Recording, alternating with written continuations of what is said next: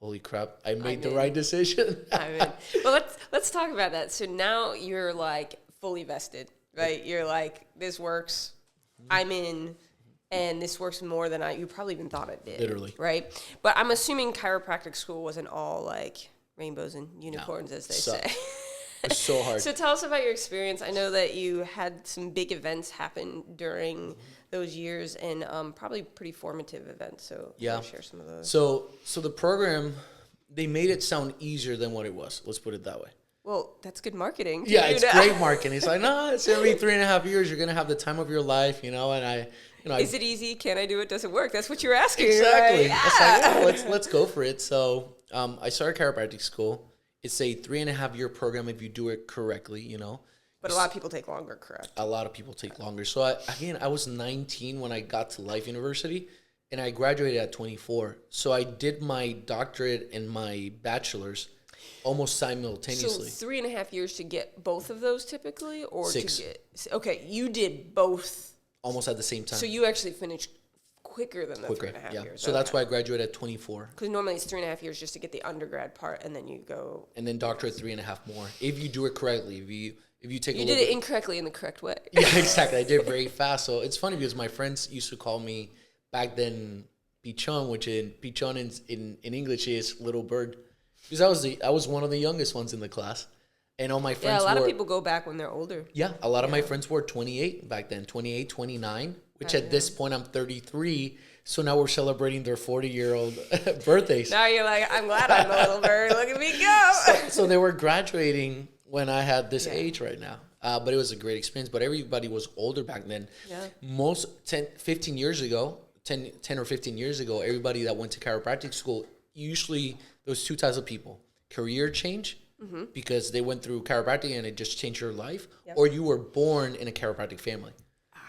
Then there was you. And there was me that I just was the black sheep, essentially. I just showed up. Yeah. So the program was tough. It was just a lot of classes. It was a trimester system, a quarterly system. So every 11 weeks you would change again. So that worked to my favor because I didn't like studying, but I had good retention. So I could retain a lot of information in 10 or 11 weeks, and then we'd do the next thing. You have like a photographic memory. That's what they say. I don't know.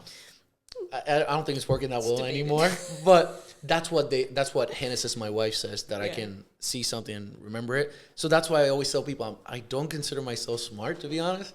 I just can see stuff and remember it. So I'm going through the program a year in, and again, I'm 21, 22 at this point.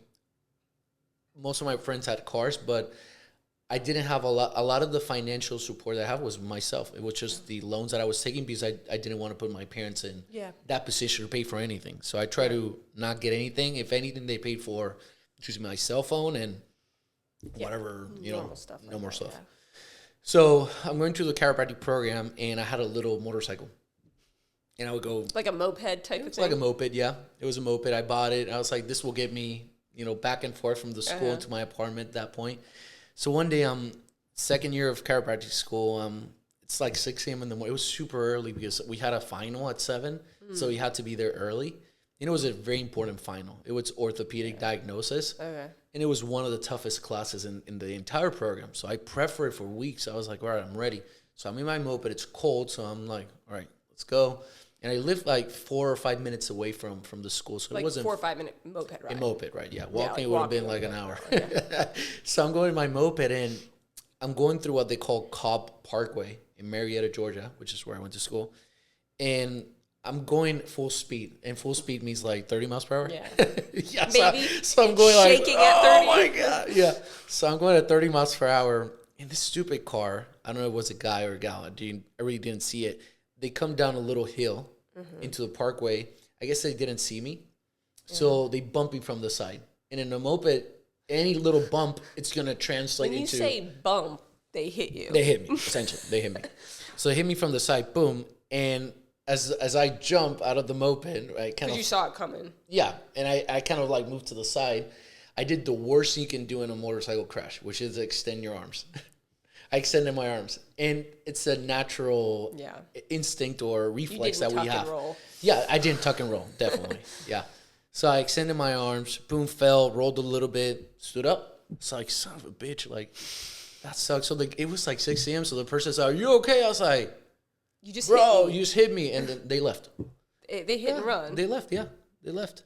Because I was walking and they were like, yeah, okay. but you still can't do that. That's like illegal. Yeah, so they left. And I'm like, shit, I have this test right now. So what I did is I picked up the moped from the middle of the parkway, of the street. And nobody saw this because it was early. Yeah, it was super early. It was like 6 a.m. And you didn't have time to call anybody because you were like, I got a test. I got a test at 7 a.m. and it's the most important test. So I tried to lift the moped up. I was like, damn, I cannot do it. Like, I was struggling to lift it up. I was like, I was shaking a little bit as well from the fall. So I was like, I'm probably nervous or whatever. So I tried to lift it and I couldn't lift it. So this guy stops. I think the guy's name was Nico. I don't remember. He's like, hey, do you need help? What happened? I was like, dude, I just fell and you didn't tell him somebody? No, because I didn't have insurance either, health insurance. So the last thing I wanted was to call an ambulance or anything like that. So I was like, dude, forget about it. Like, I don't have money to do this right now. So in time, because I got a test. I got a test, yeah. So the guy actually helped me lift the thing up, and we just threw it in the grass. And he's like, you need help? I was like, dude, just get me to the school. I got a test at 7. So the guy actually was very nice. He dropped me in school. I'm walking around with I had jeans on and the pocket was hanging like this. The pocket was hanging. I was like, shit, I have so much pain in my elbows right now. My elbows were hurting a lot. And I couldn't bend the right elbow. My elbow was like Which is what you write with? Yeah, essentially. So I had my right elbow wasn't bending. I was like, oh, this is not good. Was it swelling at this point? It was swelling. But I had a jacket. I had a jacket on top of my shirt, so I couldn't take it off because it hurt. So I just kept walking like that. And then my hands were all scratched up because I didn't have gloves. And I get to the test. It was a written test first. And I couldn't hold the pen. I was like, damn, this is very hard. So I took the paper. It was all covered in blood. Just patches of blood throughout the paper. Did you not tell your professor? No. I just walked in. I was like, all right, let's do it. It's such a man thing. And I had prepared for it. I was ready to go. So I grabbed my wrist like this. I took a little pencil, and I started filling the bubbles as much as I could. Finish it up, bloody, gave it in. Did he ask what was going on? He didn't care. Nobody cared. And then I go to the next test, which is the practical, which is a very important one. And I showed up, and my partner, because you had to do the test with a partner, he's like, what the heck happened? He was my roommate as well. It's like, no, I just, I fell in the... You still didn't tell him somebody hit you? No, I was like, no, I fell in the motorcycle. It's there. And then my other buddy, who was my best man at my wedding, he lived through that little hill that, close to that hill where people come down. He's like, Bichon, are you all right? Like, I see your moped is right here in the grass. He's like, yeah, I'm good. I'm in school right now. I just had an issue. An accident, whatever. So, but are you okay? I was like, yeah, I'm okay. So we get to the practical test, and I asked the professor, an orthopedic, she was a chiropractor, but she focused on orthopedic diagnosis. I was like, hey, I had a fall, and it's not feeling great right now. Like, it's hurting a lot. And she literally did this. I was like, she asked me, where does it hurt? I was like, it hurts in both elbows. She literally took her hand and tapped it. And if there's a fracture, that vibration it will feel like a sting. So she just tapped it. And I was like, oh. And she's like, yep. Fractured. It's fractured. You got to go and get an x-ray, and you got to go to a hospital and urgent care and figure this out. So I went to... That's fascinating. Like, so just the bone right here. Just tapped it, yeah. So if you just go like that... Yeah, you'll feel, or if you have a vibrating, like a tuning fork, you get it vibrate and just put it on the bone, the vibration will elicit sharp pain. Have you ever done that to somebody to test it? Yeah, and thankfully I haven't found a fracture yet. But there you go. But most people walk in and they're like, "Is it fracture?" I was like, "I don't know. We'll tap it." Nope. Yeah, good to go. Right. So we took an X-ray in a chiropractor's office around the area, and they adjusted me, everything else. So I took the disc and I gave it to my radiology professor. I was like, "Hey, can you see anything in the X-ray?" He looks at it. He said, "You have fat pad sign." So fat pad sign is that when you have a radial head injury, there's a pad of fat literally in the back of the elbow that compresses. And it shows up in the X-ray. I don't remember if it was black or very white, but he said you have fat pad sign on both elbows. So this is a potential sign that you fracture both radiuses. And it was not you couldn't see the fracture very well, But the moment you took it to, you have more imaging done, you can actually see the radial head. So the radius is this bone right here, and the head is like rounded this way. So it was cracked through the middle in both elbows. So I went to an ortho, and the ortho said, I pay out of pocket for that visit, and I didn't tell my parents about it because they told me not to get the motorcycle. They said, don't get it. You're a chiropractor. If you mess up your arms, you're done for the day. So I went to an ortho. They might have been correct. They were correct. So I went to the ortho. He said, there's 2 ways we can go around this. This one I think needs surgery. Because if that radial head doesn't attach together, you're going to have a big issue. We're going to have to probably put a screw on it, put a cast, and you're done. And the other one will probably need a cast as well. I was like, oh, bro, like 2 casts at the same time? Are you kidding me? Yeah, like, I'm a chiropractor. I'm like, there's no way I'm going to live in 2 casts. So I asked him, it's like, can we do slings? So you could, but again, there's a risk that it doesn't heal properly. So I slinged it. I was not going to pay for a cast. I was not going to pay for surgery. And I was definitely not going to ask my parents for money for that. So I'm just walking around with 2 slings like this. So you never did surgery or anything? Nope, never did surgery. You know, that makes a lot of sense because you told me that you actually recently fixed one of your elbows. You want to share about with that real Shockwave quick? therapy. Yeah, So yeah. After I had that injury, which was back in 2014, I went to a chiropractor for years. They would adjust it and they would help me with the elbow. So chiropractic did help you heal. It got me a lot of the range of motion back because it was just like it wouldn't bend. It would hurt like hell. I lost a lot of the strength in it, and I couldn't adjust for almost like 6 months. Oh, wow. But luckily you were in school and not, So I've still had, even after then, my elbow would hurt. In the mornings, if I slept like this, in the morning will lock up. So you heard it? Yeah, same thing. That was great. So literally, it will lock up, and as I was stretching, it would do that loud pop sign, and then it would open up. So it's very painful, especially when it's cold. Or if I'm adjusting manually a lot, it gets very painful. So that's another reason why I don't adjust a lot manually. Which is also a really cool byproduct of something that happened in your life. We'll get to that in a minute. But go ahead, finish your story. So I had that injury. I would say it healed about 80% properly. The other because of chiropractic. Because of chiropractic for sure. Yeah. If it wasn't for that professor, that doctor, and again, I was a student, but I still paid for my visits, and I would go to a doctor as many times as she said. I think it was going like twice a week. Now, do they give you a discount? Yeah, so you were able to do that. Yeah, but I still paid for it. You know, there wasn't anything free, so I paid for the chiro. They helped me a lot, and you know, fast forward, now I'm here as a chiropractor in Pinellas Park, and you know, I have my issues. It gets very tight. I'm working out. Push-ups are tough. Just doing weights in general, after a while, it gets very stiff and painful. So I tried this machine called Shockwave therapy, which is acoustic wave therapy. Which I gotta give your wife props on this. She actually is the one who kind of got it to first. You, right? She was like, "Hey, you need to see this." She tried it first, and she's like, "Man, this is miraculous." I was like, "All right, I'll try it." So I went to a guy in Valrico, so about an hour from here. He had the machine. I was like, "All right, try it out." I was like, "Just hit the elbow as hard as you can. This thing is just filled with scar tissue. It doesn't move. Let's hit it." Dude, he hit it super hard, and he was like, "Are you okay?" I was like, "Yeah, hit it. Go for it." Most people would be in tears, and you're like, "I'm fine." He was concerned that it would, like, you know, create more damage. It's like, no, go for it. So he hit it, and man, my elbow felt the best it's felt in years. I was like, I got to get this machine. So I bought it.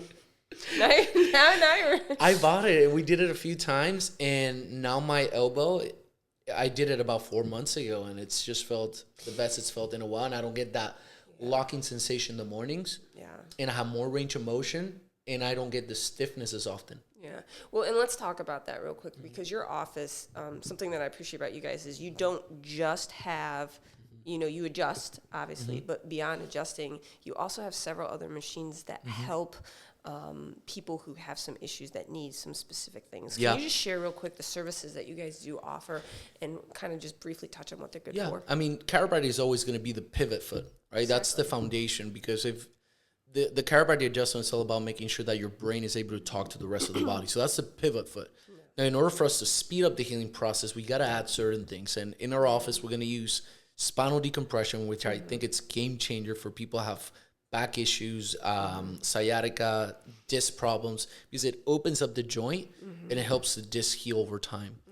The second machine that we have is the Shockwave machine, which I always said, that's another shiny object, and it's in a year from it's now. for people who can't really do adjustments. Exactly, I can adjust, and we'll get that machine, it'll make money, and then 2 years later, another thing is going to come around. But I ended up buying it. I was like, I really believe in this thing. I think this could help a lot of people. And something I appreciate about you is you don't just go buy things, you try things on yourself first. And you said, if this isn't proven, if there isn't science behind it, if it's not something that I would do for me and my family, I'm not going to do it. I try it, make sure it works, and it has to be aligned with my philosophy. Correct. Because it has to, at the end of the day, anything that I do in my office has to work with the body's innate ability to heal itself. If it doesn't, if it's a contradiction from that, I don't do it. For example, I know people that do injections in their office or whatever, PRP or stem. If it's outside in, I'm not a huge fan of it. I mean, like inside out. It's great. I see these integrative clinics or medical clinics where they have a chiropractor and a surgeon. I was like, why would a chiropractor work under the surgeon? Why would the surgeon work with a chiropractor? I mean, I know there's a time and place, but for me, it's a huge contradiction. Yeah. I was like, we're going to help this person as much as we can. If we cannot help them, then we'll refer you to the surgeon. Yes. But working under the same roof, I was like, what is that? Yeah. So it has to be aligned with our values and what we believe in. And, we added Shockwave and decomp, and it's been game changer for the patients. There's a lot of things that we could potentially add. It's just, I'm like, why would I do that? Yeah. No, that's awesome that you add slow and careful, always with the end in mind. I've been in practice 9 years. I graduated in 2016. In 9 years, the most I've added was decompression and Shockwave. And those were both relatively recent. Yeah. About a year in. Yeah. Right. So for 8 years, I only did chiropractic, and then we helped tons of people. And I was actually thinking the other day, I was like, if somebody ever asked me, what's the craziest story or the best testimonial or change that you see in a patient, I couldn't remember. There's been a lot of them. Oh, yeah. But a lot of the crazy testimonials that I recall from my 9 years of experience, they were all done with chiropractic only. Yep. Nothing else. Nothing else. I was just listening to a bunch of your testimonials the other day, and I was like, which you can find on your YouTube channel as well. And some of them are absolutely insane. They're crazy, right? Like going from not being able to walk to being able to, they walk 30 minutes a day, going from brain fog, can't think, to all of a sudden I'm clear on everything. Yeah. Just crazy stuff. And not just about pain. Yeah, it was all kinds of conditions, and I just couldn't remember a lot of them. You're in practice for a while, so you forget. But it becomes almost common. Yeah, it's like, that's what I expected. You're like, why wouldn't that happen? But yeah, we've seen a lot of cool stories over time.